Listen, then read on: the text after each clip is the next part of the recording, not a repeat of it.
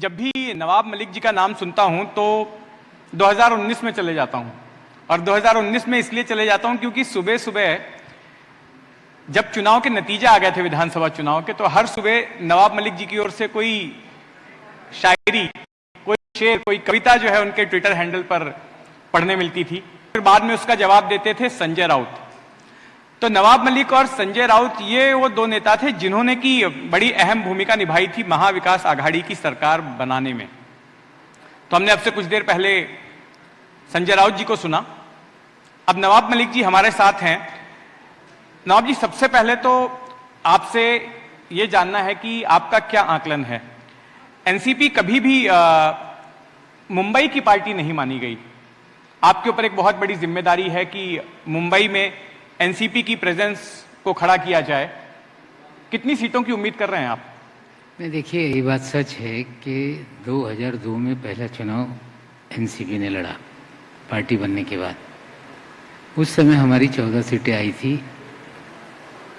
फिर 7 में 12 हो गई। फिर हम कांग्रेस के गठबंधन में चुनाव लड़े तो 12 में वो 11 पे पहुंच गई। और उसके बाद 2017 में हमारी 8 सीटें आई थी। ये सच्चाई। मुंबई शहर में हम लगातार चुनाव लड़ते रहे, सत्ता में रहे। जब आघाड़ी की सरकार में तभी हमारा जो प्रदर्शन था वो कमज़ोर था। इस बार हम लोग मुंबई शहर में 94 सीटों पर हमें अपने उम्मीदवार उतारे, जिसमें 2 उम्मीदवार ऐसे हैं कि जो महिलाओं को हमने उम्मीदवार बनाया। उनके जो फादर थे या पिताजी थे, उन्होंने उम्मीदवार बनाने के बाद पर्चा दाखिल कराया। फिर मेरे पास आए विड्रॉल के ख़त्म होने के बाद, बोले ससुराल के लोगों की आपत्ति है कि शादीशुदा होने के बाद हमसे पूछे बिना आपने कैसे उम्मीदवार बना दिए। तो अभी 92 जगह पे हम चुनाव लड़ रहे हैं। 2 जगह चुनाव लोगों ने प्रचार बंद कर दिया। मुझे लगता है कि जितनी सीटें कभी इस शहर में नहीं आई थी, इस बार हमारी सीटें पहले से अधिक आएंगी। ये मेरा आकलन है। पहले से अधिक आएंगी।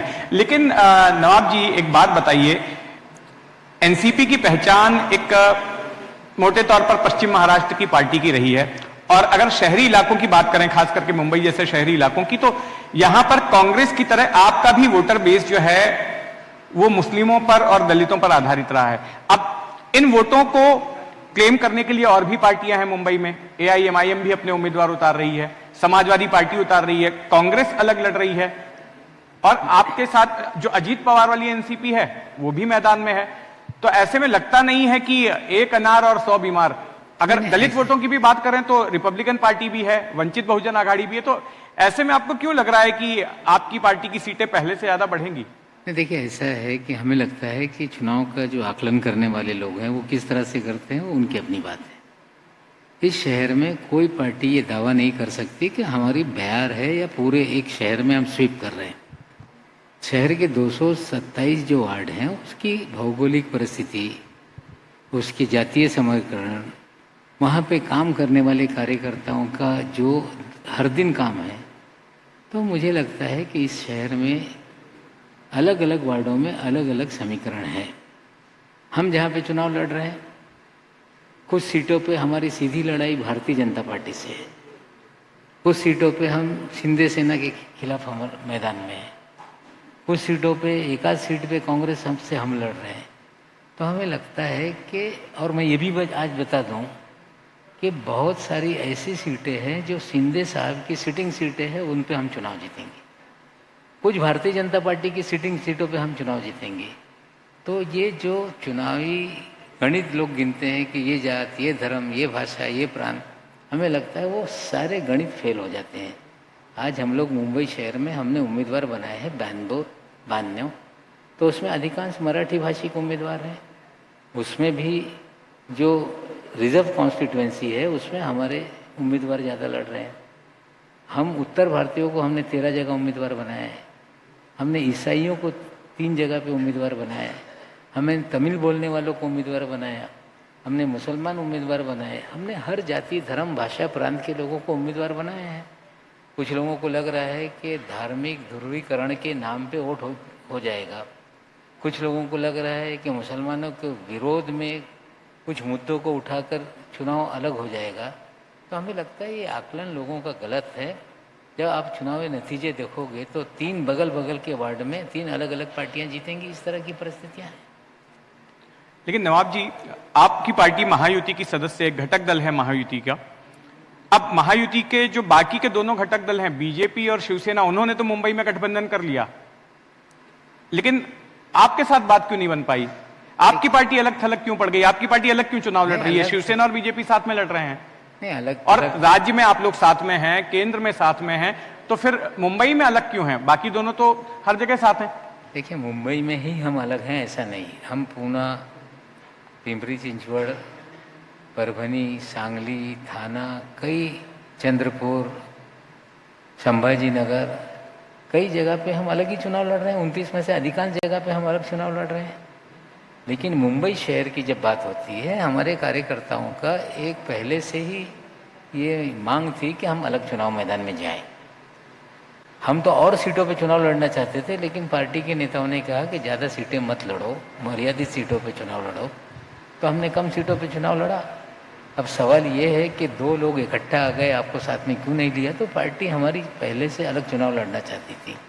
और आज जो गठबंधन की राजनीति है, पिछले नगर पालिका के चुनाव में आपने देखा हर पार्टी अलग अलग दलों के साथ गठबंधन करके चुनाव लड़ रही थी। शिंदे साहब की पार्टी पवार साहब के साथ गठबंधन करके चुनाव लड़ रही थी।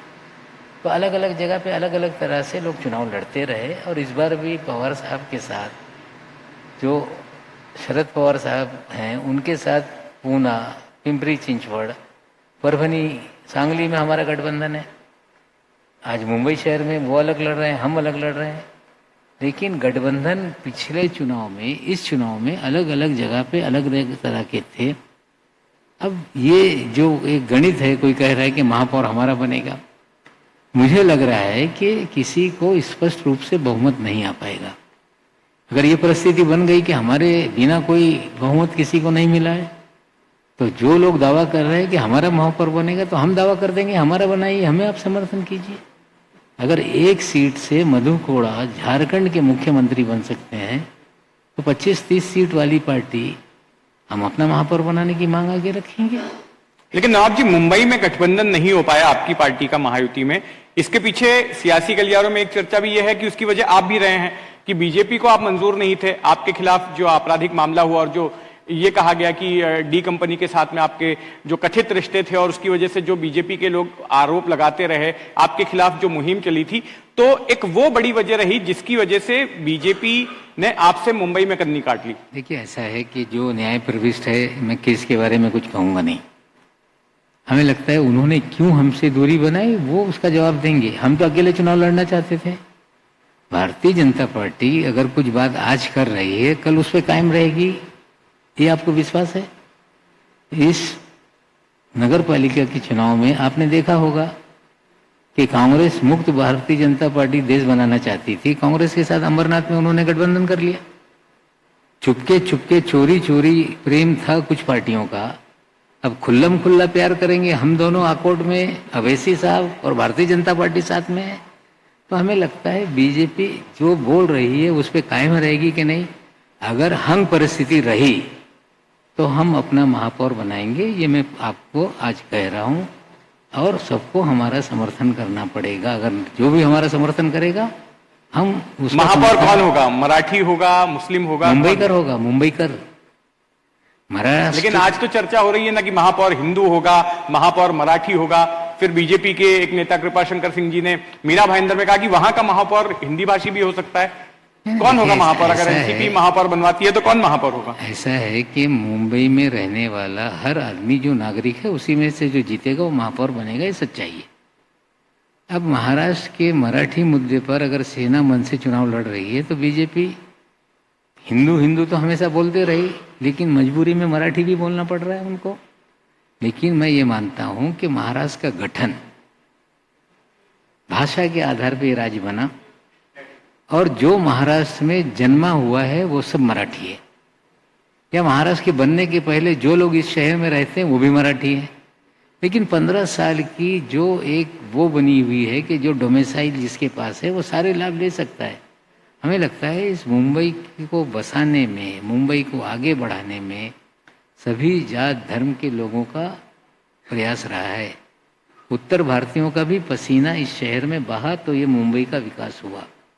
दक्षिण भारत से आए हुए जो मजदूर थे, जो आज आप देखते होंगे कि जो बीटी स्टेशन बना है, जो हेरिटेज बिल्डिंगें हैं, वो वहाँ के मजदूरों ने आके पत्थर गड़ गड़ के इस शहर को बनाया।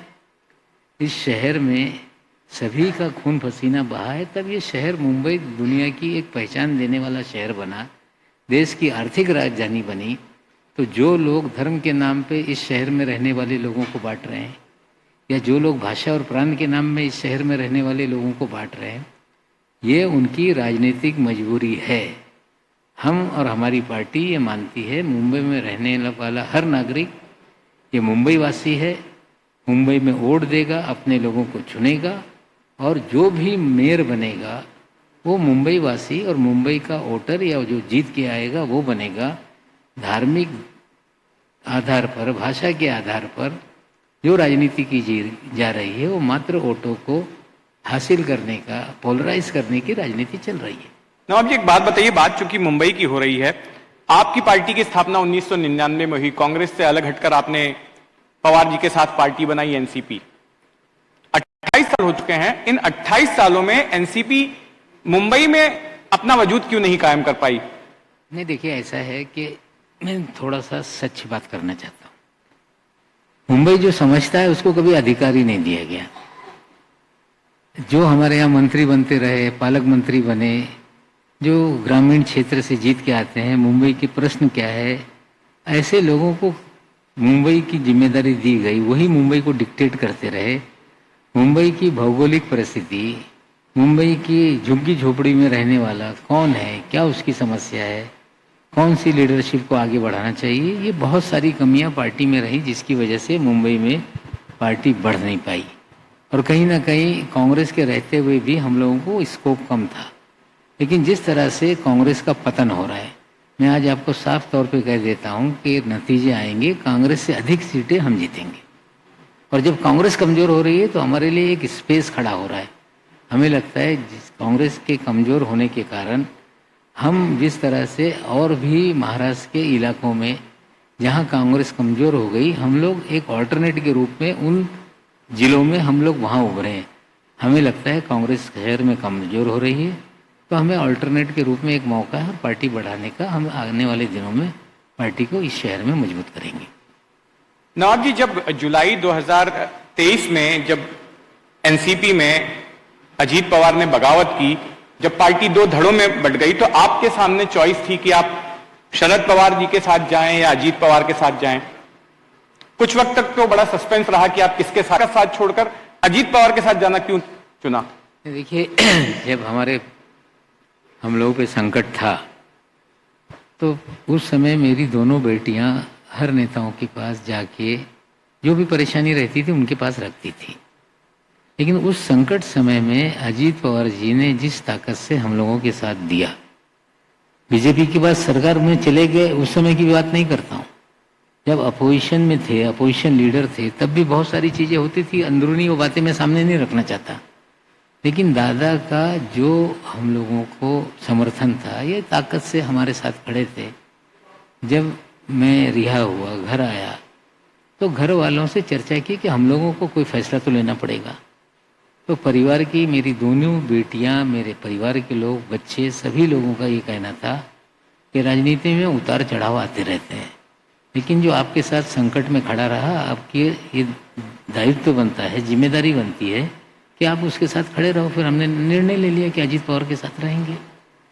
लेकिन सियासी गलियारों में यह भी चर्चा होती है कि आपने अजीत पवार के साथ जाना इसलिए तय किया क्योंकि अजीत पवार सत्ता के साथ में गए हैं, और अगर आप उनके साथ जाएंगे तो आपके खिलाफ जो मामले हैं उनमें आपको राहत मिल सकती है। देखिए, न्यायालय में मामला है, जब कोई मामला न्यायालय में चले जाए तो न्यायालय ही फैसला करता है चीज़ों की।